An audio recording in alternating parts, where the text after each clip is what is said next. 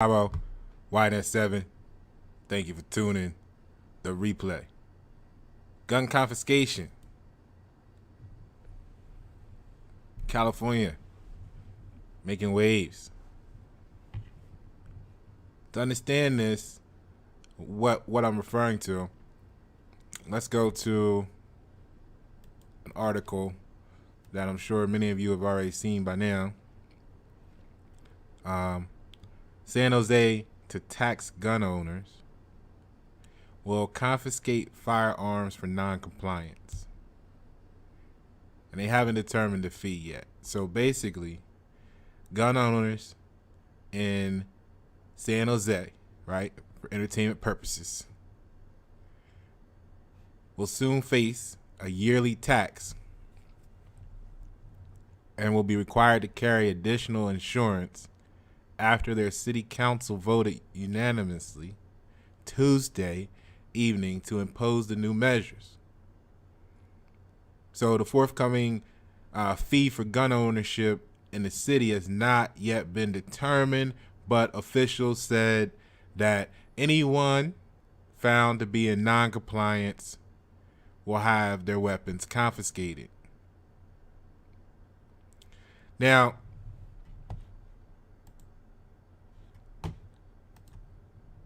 many people have been talking about registration and how that leads to confiscation and Second Amendment this and that, the right to bear arms.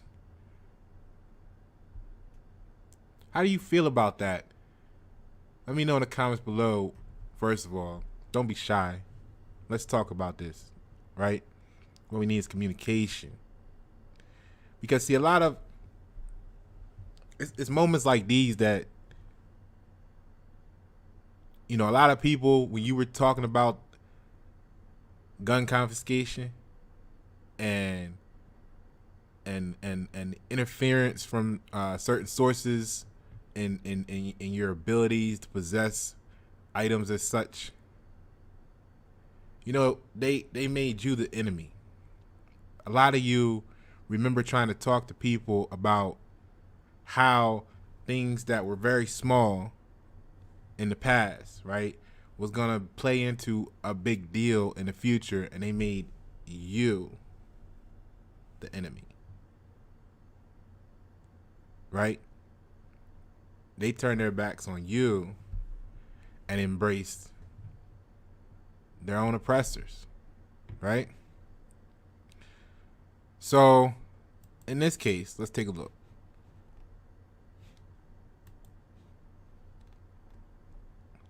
All right, so as we mentioned there, President Biden stop that. So city council, right, aims, and this is what it's all about. This is what it's all about. Look at this right here. The city council, and it's amazing. It's not amazing if you saw it coming, like, you know, like I've been watching this for a long time coming. But here's the thing. What's interesting is how they're actually cracking the door open. It's not even like a direct, it's so indirect. It's very direct and present, but it's so not the focus. And that's the magic of shit. You know what I'm saying? That's why you wind up being called crazy, because you was talking about this 5 years ago before regular people saw it. You know? So anyway, but look at the angle here. Let's check this out. The city council's aim. And this I'm gonna tell you what bothers me. But let me get through this paragraph real quick, right? It's not that it bothers me. It's the fact that this is the problem with emotions that are uncontrolled, right? Because this is how easy it is to sway. Look, watch this. Watch how this sounds. So the city council's aim is to try to recoup the cost of responding to gun incidents. Listen, if that statement alone, right, doesn't leave like a bad taste in your mouth, then then you know what I mean? Something may be wrong a lot closer to home. Listen, let's go back to it. Look. The council's aim is to recoup the cost of responding to gun incidents. Not, all right, let's continue. So, such as shootings and deaths. According to the Pacific Council on Research and Evaluation, which studied the issue and sent a representative to testify before the panel, gun-related incidents cost the city roughly $63 million every year in the way of paying for police officers, medics, and other expenses, the San Francisco Chronicle reported. Now,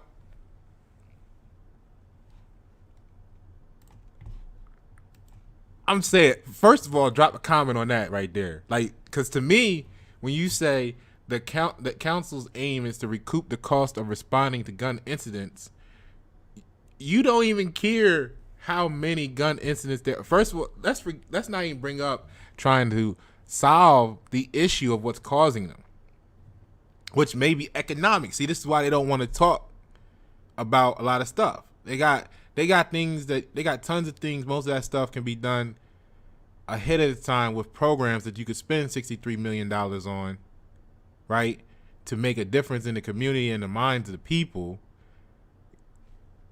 But they would rather have this. Basically is an invitation for more gun violence. It's like, yeah, you can kill as many people as you want just as long as you pay the bill, right? Because all we're worried about is recouping the money.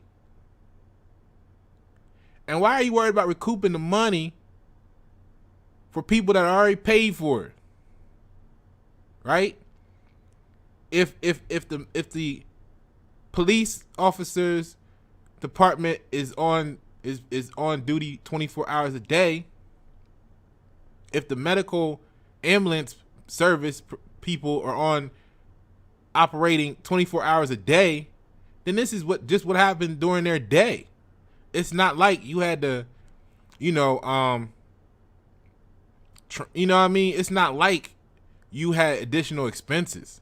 They already on the clock. I mean, what you talking about, a little bit overtime for some people to come in on a few times you wanted to block off the whole street for something minor? I mean, you wind up with 30, 40 people on scene. Is that maybe coming from a Greenbelt trained individual?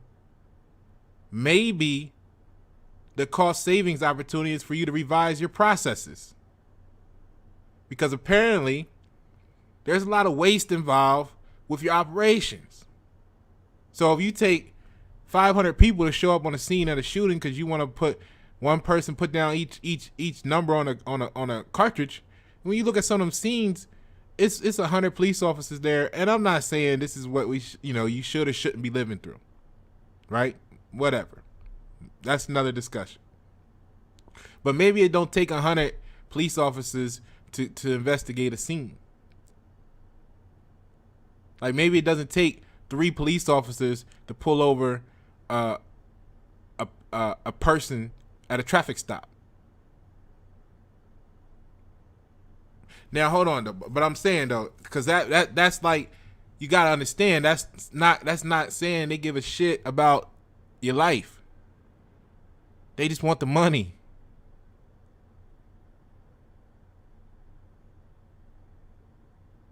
Right? So I know for some of y'all that sounds really familiar, right? So the new measures come just weeks after disgruntled Santa Clara Valley Transportation Authority employee gunned down and killed 9 colleagues at a San Jose rail yard.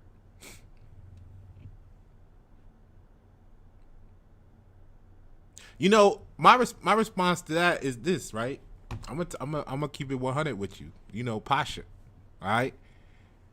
I really dislike seeing these type of articles. I really dislike seeing a lot of these articles because, they're demonizing the weapon, right? which is a tool. First of all, it's a tool. Like, you don't, when a person gets killed with a shovel, when a person gets hit over the head with a bat and killed, like, you don't demonize the shovel. You don't tell everybody the Major League Baseball, MLB season is canceled. No, you look at the situation properly. Now, I'm not for or against. I'm not speaking of, condolences to the families of anybody that lost anybody and, all that good stuff, right? But what I'm saying is, especially in a situation like you guys act like you ain't never been to, I'm saying like this. Look, I'm gonna tell you. Like, he or she didn't just randomly go in there and gun down 9 people one day. Like, he or she didn't just wake up and was like, you know what? I always wanted to just shoot 9 people. Nah, it was probably 9 people that had an involvement in some very, very fucking irritating shit in his life or her life. And you know what? Looked at the watch, got time today. You know what I'm saying? And instead of looking at the people that got, maybe they weren't, really good people. You know what I'm saying? Like, if we took a stance on, see, this is what I'm saying. Like, this is the problem. It's the problem. People who are unaccountable, right? I feel like this. I feel like people, the most unaccountable people for their actions are the people that want stuff like this. Gun control. You know what I mean? Because really, I'm looking at like, like bullying. This whole bullying campaign that's going on. You want to stop bullying? Let everybody let the kids take their guns to school like y'all grandparents grew up. Cause see, when your grandparents grew up, whether they told you or not, they were walking to school with their little 22 rifles and putting them in their locker. Now, when little Bobby, got to a parent, he might have caught a 22. You see what I'm saying? Like, times different. Like, if people are accountable for their actions, then all this would go away. Because people's mindset would change. Like, a lot of people play games with a lot of people because of bullshit ass rules that say, hey, if you shoot somebody, you're gonna do 15 years in jail. If you punch them in their face, if you even tell them you're gonna do this, you got terroristic threatening, you're doing a year probation. You can't even talk to people. I learned that early on in life. You can't even talk to people or else you're gonna do a year probation. You think I don't like to talk to y'all? No, I can't really tell y'all. Y'all a lot of people so freely speak, because they speak in small term shit. You know what I'm saying? Like, they really talk so small. Like, if you wanted to stop something, then get rid of it, right?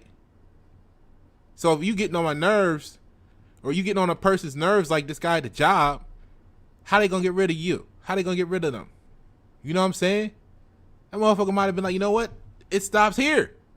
Today. I'm done with all this. You know what I'm saying? And instead of holding the people that pushed, because they gang up on them. They probably all had a little clique, 2 cliques got together, and they clicked together to be against that guy. You know what I mean? They made his life hell or her life hell every day for 10 years. And he finally come in there today and said, this is enough. And I don't give a fuck, right? And then he becomes a criminal, and the weapon gets demonized because of the weak ass minds that surrounded him for the last 10 years that felt so poorly about themselves that all they could do is try to irritate them. And that's the real problem. That's the real problem. Now, that was just a story, an example. I'm not saying that's what happened in this case. I'm just saying by the time the gun get fired, motherfucker, it's too late. Like, it's a whole bunch of shit that happened before that shit happened. You know what I'm saying? And you blame everything but the origin of the problem. All right, that's enough of that rant. But I mean, I'm just saying, when I see stuff like this, I be looking like, well, what did those 9 people do? You see what I'm saying? That's like Hov said, y'all respect the one who gets shot. I respect the shooter. You know what I'm saying?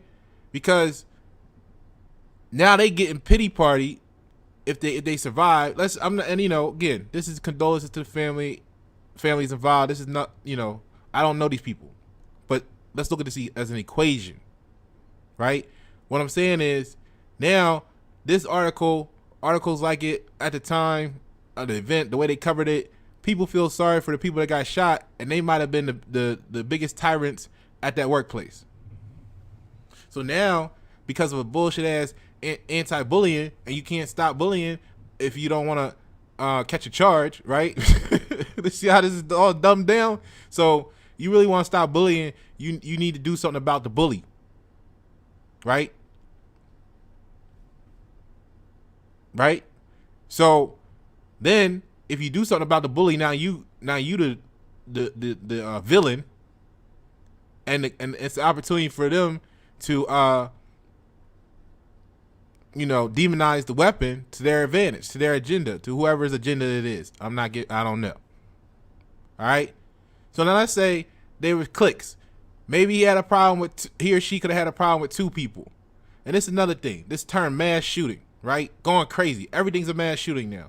So now in reality, that makes it feel like he or she planned to go in there and take out 9 people. What if he only had a problem with 2? But then they knew they were part of a clique or whatever, so they friends jumped in and they caught bullets too. So now it's 9. It wasn't intended to be a mass shooting. It was only intended to be a couple shooting. But again, because of actions and stuff that played out that nobody really know, except for a few people that were there, now it's a mass shooting with all that energy and vibration being spread across the world, so that now articles like this can follow where they say, hey, California's strict gun laws are no different for San Jose, right? So then he goes in and say, I strongly oppose, this is someone, more taxation on legal gun owners. San Jose resident SS told the council, each time a gun owner buys ammunition, they pay an 11% tax plus a background check fee. They paying a background check fee and 11% just to buy the bullets. And see, the thing is, when this happens one place, it makes it that much easier for it to spread. You see what I'm saying? So a lot of people around you probably don't realize that the only reason they alive, you know, you go back up to this guy at the job, it's probably a lot of people at your workplace some days that realize, that don't know that the only reason they alive is because if you're going to kill them, if you're going to shoot them, you know, you got a list of 200 people, you might as well do them all. Ain't no point. Why would you even waste the opportunity? You see what I'm saying? They don't realize that, and they think it's funny, right? They think it's funny until the articles like this drop when you got, oh, mass shooting. Yeah, because it was a massive amount of people getting on that motherfucker's nerves that day. You see what I'm saying? It was a massive amount of motherfuckers doing whatever, and it got drawn to the end of the line. Like, a lot of people don't realize that. A lot of people don't think that, you know, the only thing that's saving them is the pacified nation. You see what I'm saying? Like, the thing about having hang a no trespassing sign instead of when the motherfucker step in your yard, bust them. You see what I'm saying? I'm just saying that's the difference. Like, you know, all right. Now, let's see, what else? Did I cover everything I want to talk about on here? Let me see here. Okay, so another speaker argued it puts a financial burden on a constitutional right, which is the right to bear arms. And this is another thing. See, go back and check out the video on Y-7 we did on is it okay to keep that, or whatever it was. They used the word keep because this is another thing. You see what I'm saying? Like, Okay, you want to memorize the Constitution? The Second Amendment, the right to bear arms. Everybody says that. Like 9.5 people out of 10 say, oh, it's the right to bear arms. I haven't met one person yet I think I may have been the only one that I know. Now, you tell me how many people you know. I want you to run this test, right? When you go and you talk to people and you ask them what the Second Amendment is, and see how many people say the right to bear arms. Because the magic word they're forgetting is the right to keep and bear arms. And see, the thing about the word keep, I'm telling you, this is why we do etymology here. Like, this is why you gotta avoid people, because when they don't know, you gotta avoid, if you're trying to really walk in the, not in the law, but know the law, because like stuff like this is why we're being destroyed. And people too busy playing games and trying to play you and playing, this person and trying to finesse this person. This is why everything will become a game. So the real shit gets over. It's too hard. Oh, that's too much work. That's too much time. And then this is why a certain community of people are dying off, because there's nobody to replace them.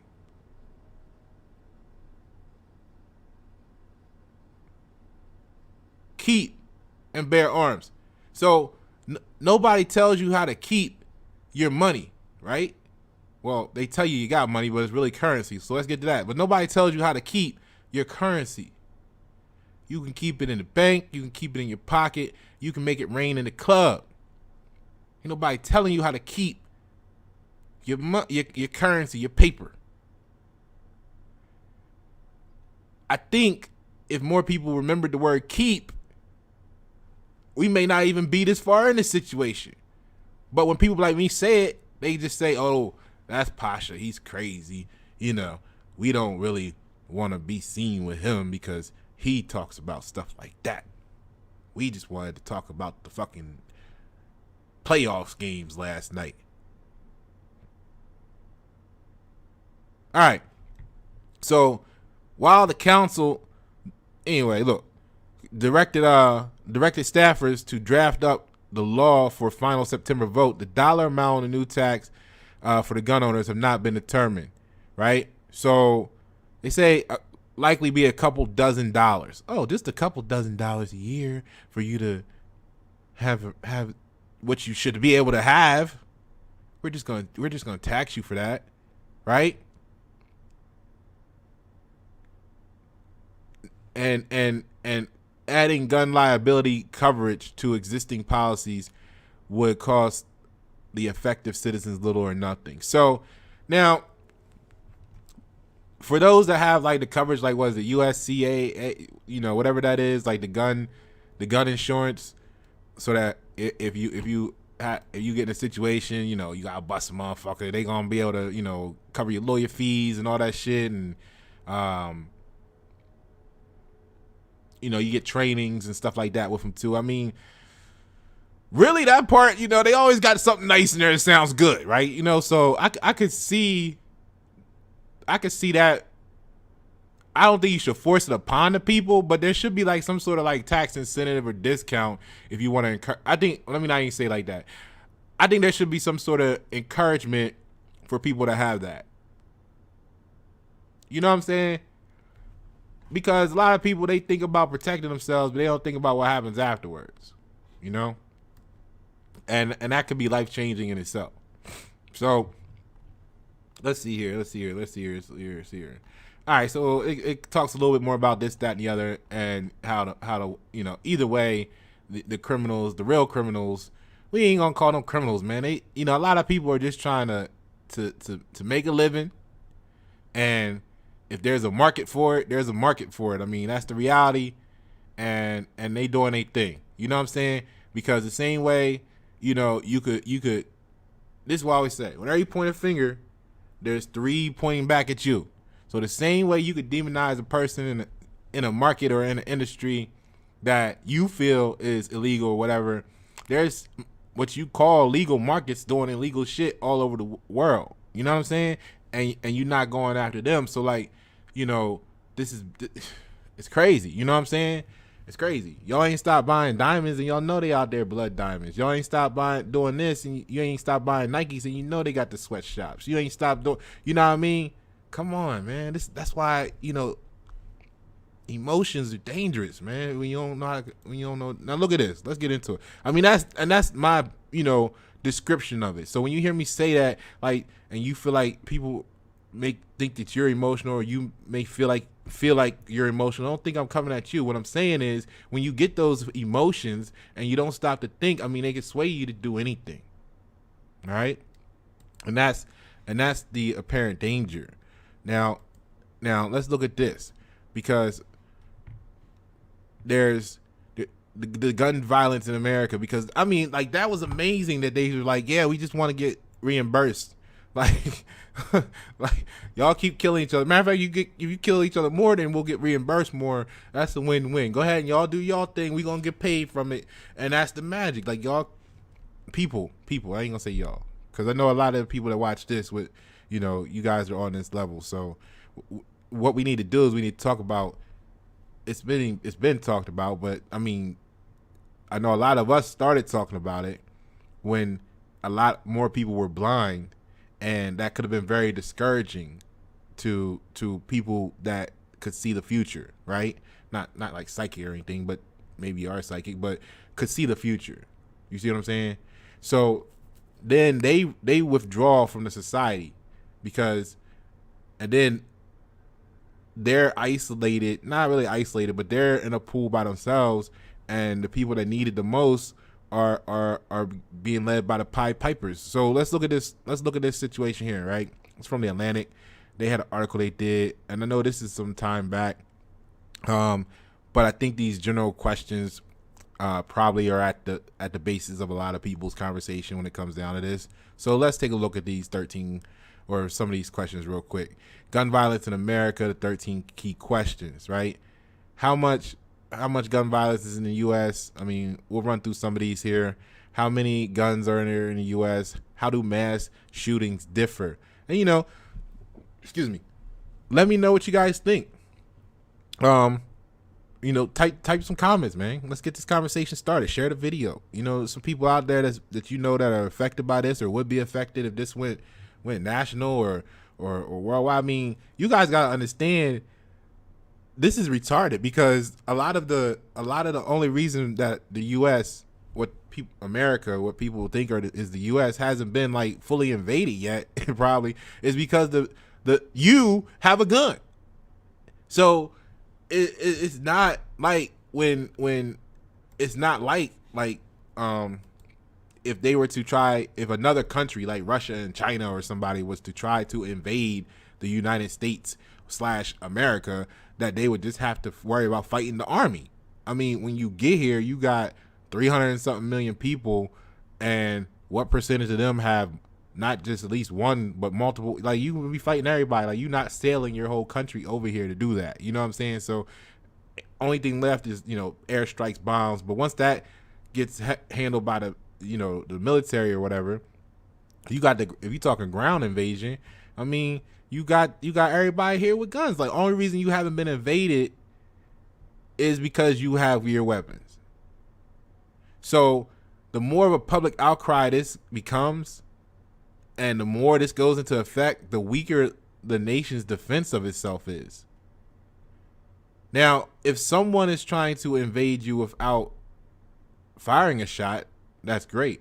But even if that's not the case, and it's just some, you know, oversight byproduct, then you still are putting the country in a vulnerable position. Now, an army could just walk through, and if anyway, look, think about that for those people that are so concerned with gun violence. And let's go over this, because I want to talk some of this out here.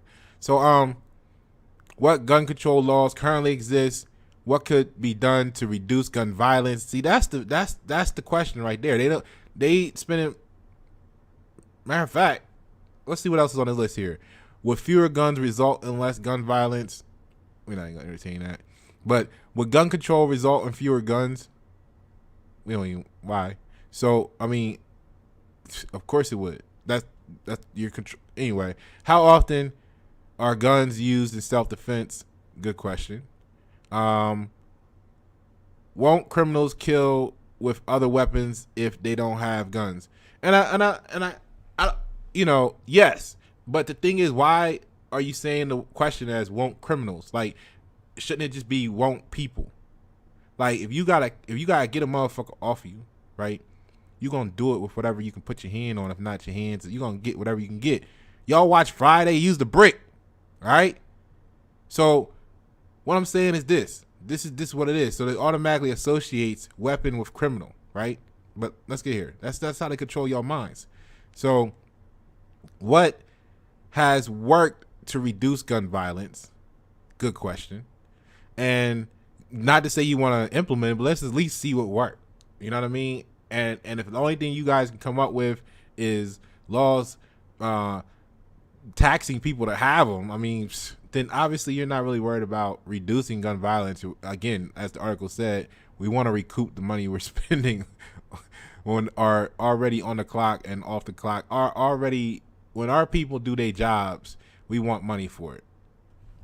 That's, you know what I mean? Like, that's the equation. Y'all not trying to reduce gun violence. Y'all want extra money. So somebody in some CFO position can say, hey, we turned a profit, or we got less. It's just like every other company. It's just like every other company on the stock market. We reduced our overhead, so that puts us in a profit. It wasn't about saving your life. Whoever's getting behind this because they think they're trying to save a life needs to read that article with an etymology dictionary. So anyway, look. And are the White House proposals likely? Oh, fuck that. So how does the U.S. Compare to other countries? And what don't we know yet? That's the question. There. Don't know what you don't know. So how much gun violence is there in the U.S.? All right. So now this is from 2011. All right.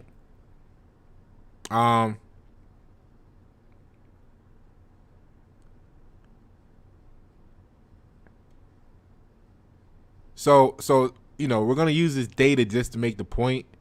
And I read over the questions at the top, but I wanted to save the information in there to go refresh with you when I read through it. So they're saying there were 8,583 homicides by firearms in 2011 out of 12,664 homicides total, homicides by firearms. Okay.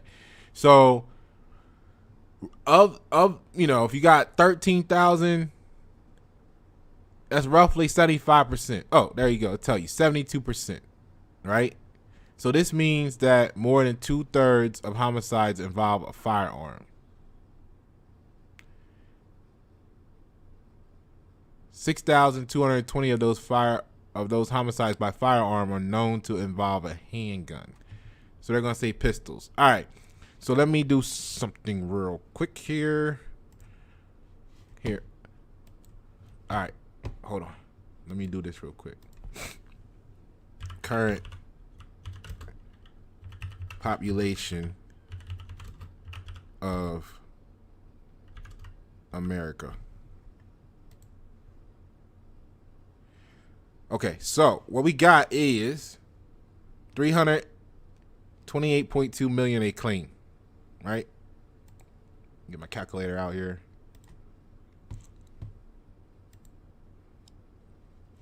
All right, so 328 million, and then what they say,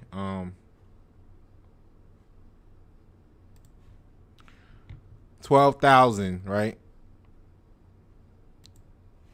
12,000. So hold on, let's see how this sounds. So 664 homicides. And let's just see, divided by 50. So on average, there's 253 homicides a year per state. All right. Now we take 12,664 homicides, right? And divide that by 320. Let's just round it up to 30. 330, because I know I saw some reports that said it's closer to 400, like 100 million more. But who knows? Who cares? But just for example, right?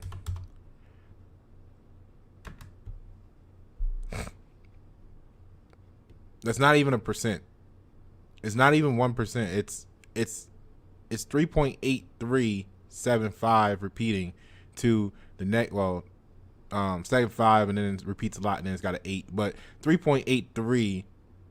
Let's just say 7. Let's just say 3.838 to the -5. So that's one. Let me run a pen.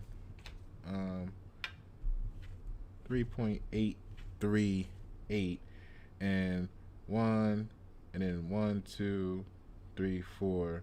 So that puts it at 0, 0, 0, 0. All right, so that's like a thousandth of a percent, literally. All right, thanks for hanging in there for me. Well, I did that scratch. A thousandth. That's like a thousandth of a percent. That's not even like a half a percent. It's less than half a percent. It's like less than a tenth of a percent of the population. So you got something that's affecting less than a tenth of a percent of the population, and you ready to put everybody's life at danger for it? Oh, you mean, kind of like COVID, right? I mean, but I'm just saying, these same people that came up with those ideas, right? Hold on, let me get back to this. So that's that, right? That's that right there. For less than a tenth of a percent, like way less. But all right, so how many handguns are there in the U.S.? Which they don't really know, but let's see what they want to say. And again, this is from like at least that data was from 2011. So this article was written in 2013. So let's see what they thought about almost 10 years ago. So they were claiming that there are about 310 million guns in the country. About 40% of households have them, and a fraction of that has been slowly declining over the past few decades, down from 50% in the 60s. Meanwhile, so see, 50% in the 60s, right? And think about the quality of life and the time period and the way life was, and for not all right. So think about the crime rate in the 60s. I mean, that was back in the day when people were like going to sleep with their doors open to their house, like for the night. You know what I mean? Could that 10% increase have anything to do with that? Because there's articles that show that the states that have the highest per capita gun ownership is normally associated with having the lowest crime rates, on a certain type of crimes. So, what are y'all studying here? Are y'all studying it for the benefits or studying it just to show? Anyway, but meanwhile, the overall number of guns has increased to about 1 gun per person, up from the 1 gun for every 2 people in the 60s.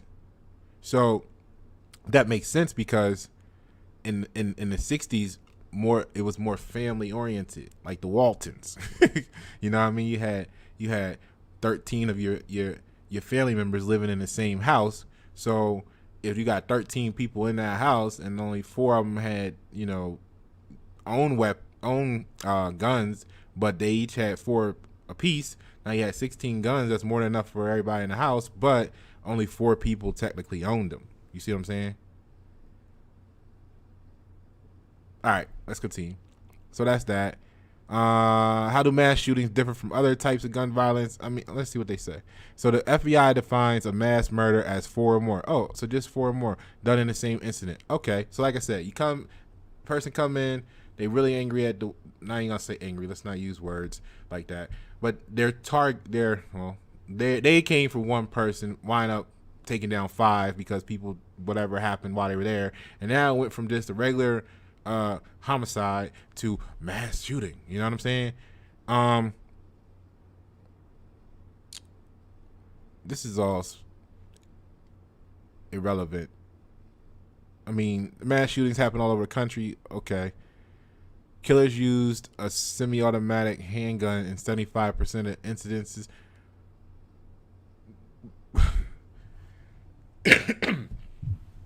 Now, see, when they put this, right, it sounds like, oh my God, semi-automatic handguns are used by murderers. But duh, when you think about it, doesn't it make sense? Because, like, the average person without a tax stamp can't own a fully automatic handgun.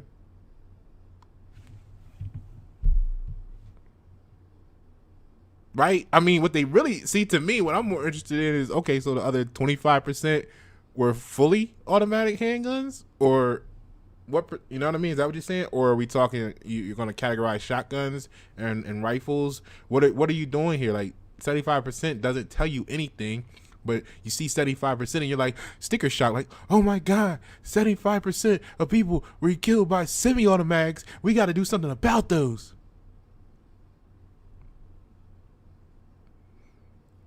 Which is about the same percentage as 72% of all in overall gun violence.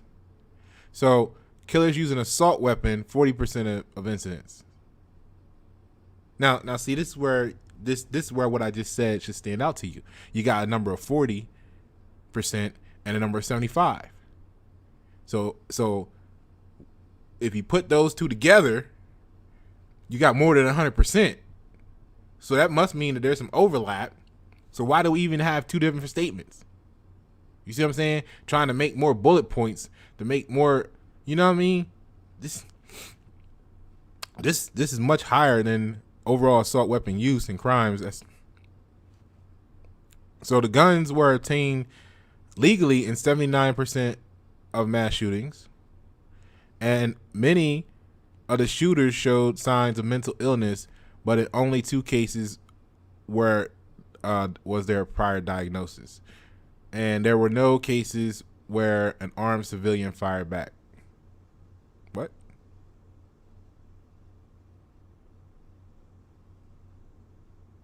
Oh, okay. That's.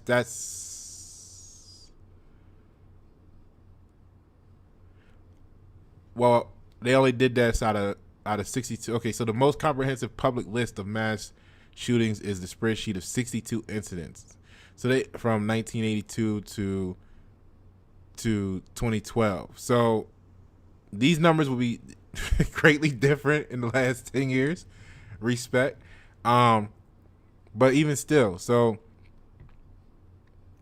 there were no cases where an armed civilian fired back. So out of 62 incidences, none of them was there a person present who shot back.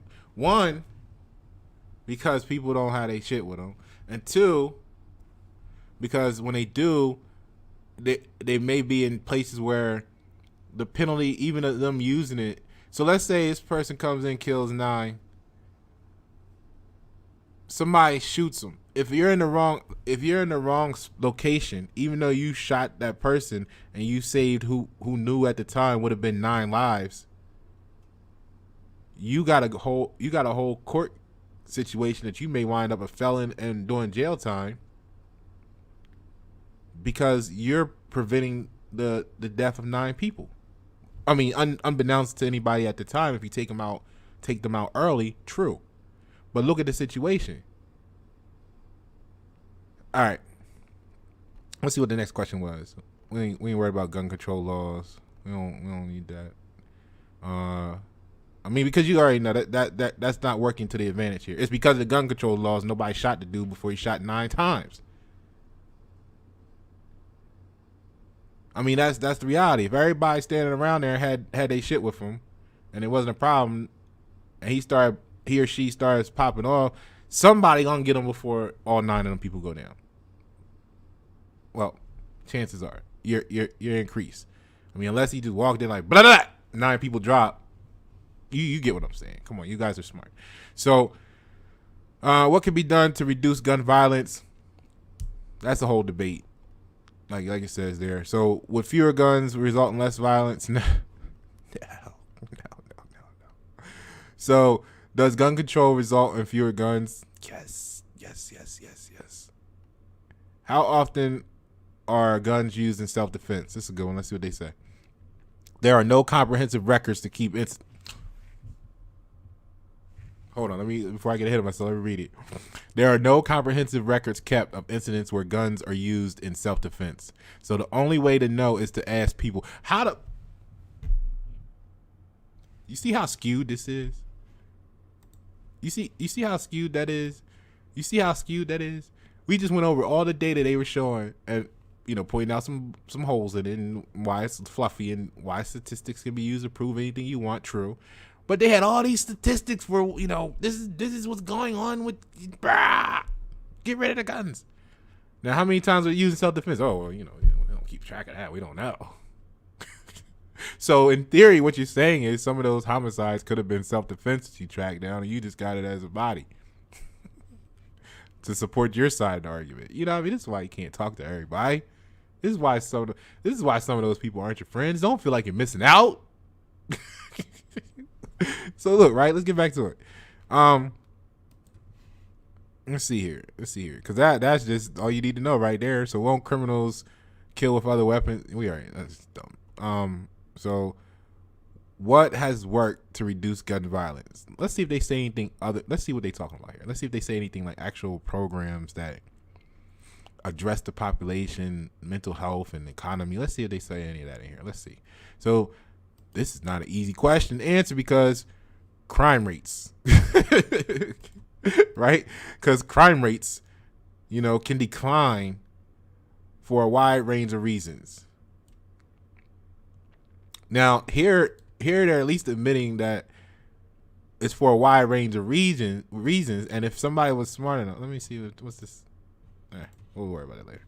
So, for example, violent crime rates declined sharply all across the country in the mid-90s, regardless of whether a given area had tightened its gun laws or not. So based on a naive interpretation of the numbers, any attempt at reducing gun violence in 1995 would have appeared to have been successful by 1998.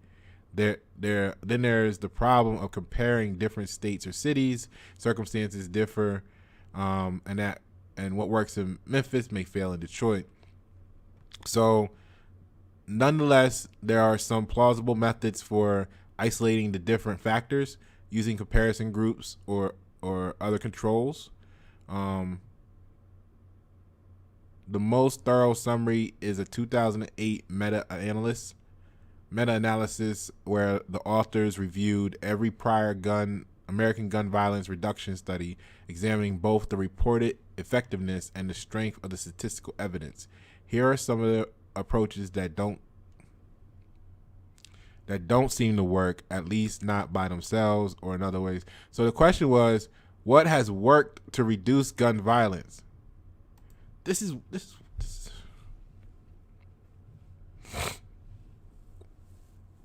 America. Like, I don't, you know what I mean? So the question was, what has worked to reduce gun violence? And then they go, well, this is what hasn't worked. Stiffer prison sentences for gun crimes, which is what they want. Right? Gun buybacks, which is what they've been doing and trying to do. Safe storage laws and public safety campaigns.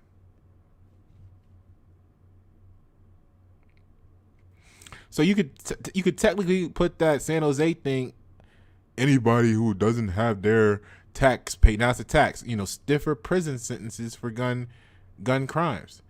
So you could just take out the prison part and just put stiffer sentences for gun crimes, and now just they're finding ways to just have one is now becoming criminal. Oh, you didn't pay your tax on it, so it's now confiscatable. What? Well, you better put that shit in collections like every other credit card. You know what I'm saying? How to call? Hello, this is Johnny with gun tax collection. We're calling you today. Boop. Hello. All right. So, it says we don't really have good enough evidence to evaluate these strategies. So everything that's good, they don't know. They don't know how many times guns were used in self-defense. We don't have any good enough evidence to evaluate these strategies. such as background checks. Because what'll happen is it's easier to say that than to say, you know what, they don't fucking make a difference. Because then there would be a huge revenue stream loss, because people would be like, well, why do we need to do that anyway? Right? Bans on specific weapon types. See what I'm saying? Which is the whole argument right now. Back here it is, 10 years later, right down the road, right on time. Let's talk about weapon types again. And you got a stock, you got a collapsible stock. You don't, come on, man. So what they say, they try to get the money. They told you in the article, we just want the money. They don't care. Like that gun brace ain't gonna make you go in there and shoot 9 people. The motherfuckers fucking with you every day will though. You know what I'm saying? So these policies do actually seem to reduce gun violence, or at least somewhat. More extensive probation strategies, increased contact with police, probation, and social workers. So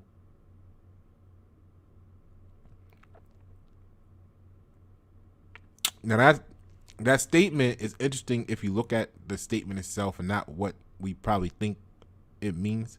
Because when I first, I'm human. So when I first saw it, the first thing that pops in my mind whenever you hear probation is like, okay, people that are on probation, right? But in reality, the word probation means probation. It doesn't necessarily mean probation office. So when you look at like San Jose saying they're basically prohibiting, right, people from having firearms unless. Now you see why. The increased contact with police. Right, that's what they're doing in the streets. So they're saying there, anyone found that not to be complying. Well, how would they be found not to be complying? Increased contact with police. And how are you going to do that? You're going to create a program to increase their contact with the police to check. So changes in policing strategies. Oh, there you go. That's how they're going to have increased contact with police. And programs featuring cooperation between law enforcement, community leaders, and researchers, such as Project Safe Neighborhoods. I don't know enough about that to comment on it. However, the first 2 bullet points are definitely cash cows for the government from the top down to the police departments, and it's part of their means to look to confiscate. Because now if you didn't pay your tax on it, on your regular handgun, it's not even like you got the tax stamp because you got a fully automatic or something, but which is still stupid because you're only getting that because it's extra, so they can get some extra money off it. Cause anyway, so nobody worried about that part. Compared to other countries, we're here, we're not there, and anyway that. So that's what I got for you guys. I want to close with this video here. It's 5 minutes. Let's check this out and go from there. The House passed 2 gun control bills today. They are now on their way to the Senate, where Democrats are going to have a tough time selling them, even with control of the chamber. So what's in these bills? NBC News Capitol Hill correspondent Leanne Caldwell explains. One is dubbed the Charleston Loophole, named after the killing of 9 people at the historic AME Emmanuel Church in Charleston, South Carolina. Advocates say that closing that loophole would have prevented the killer from getting a gun and thus saving the lives of those 9 parishioners. How? Well, current law states that a person could obtain a firearm if a background check is not completed within 3 days. This bill would extend that timeline to 10 days. Opponents say that 10-day penalty box will put people at risk, preventing people from getting guns to protect themselves. You know who cannot afford to wait? The single mom looking to protect herself and her children from a violent ex who has just been released from jail. Author of the bill, Representative Jim Clyburn of South Carolina, says that it would impact just a small number of gun purchases. The fact of the matter is, 90% of these checks are instantaneous. 97% of them are done within the 3 days. We're talking about 3% of the sales, but we are talking about the 100% of a life being snuffed out. You see what I'm saying? Like, We're talking about 3% of the sales, but 100% of a life being snuffed out. And you're talking about the 2 times it happened, and you're talking about I'm exaggerating slightly to offset that claim, but and we discussed how it's less than like 1,000% of the population being affected by this. Although you do get tired of hearing about it in the news, and it makes it seem like, oh my God, which is a problem. Like, because you want to, but this is America. I mean, people who have the same violence in other countries, they're just doing it different. I mean, it's so, what is a knife in the UK, or they got guns in the UK too. You know what I mean? Like, they may not supposed to have them, but they there. You know what I'm saying? So, like, what is the thing? So, my thing is, like, when you look at other things that are producing greater fatalities, is my point, right? It's my point. When you consider things that are actually producing greater numbers of fatalities, they're not being talked about. And the reason they're not being talked about, or there's no discussion on, what should or shouldn't be done with them, is because they can't make any money off of that without collapsing, somebody else's cash cow. You got more people dying in automobile accidents, which are true accidents, but you're not demanding, tighter restrictions on driver's license, or giving better training, or putting a tax on whatever. You know what I'm saying?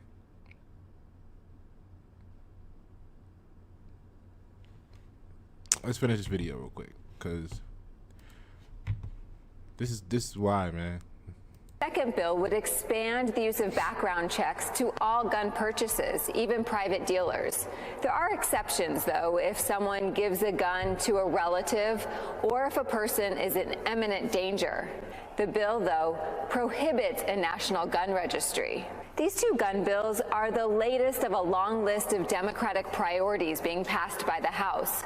While they had more Republican support this time than in the last Congress, they were still opposed by most Republicans. This is yet again another move by Democrats to ignore the Constitution and to pass legislation that will do nothing to make Americans safer, but target our Second Amendment and our, sacred God-given liberties.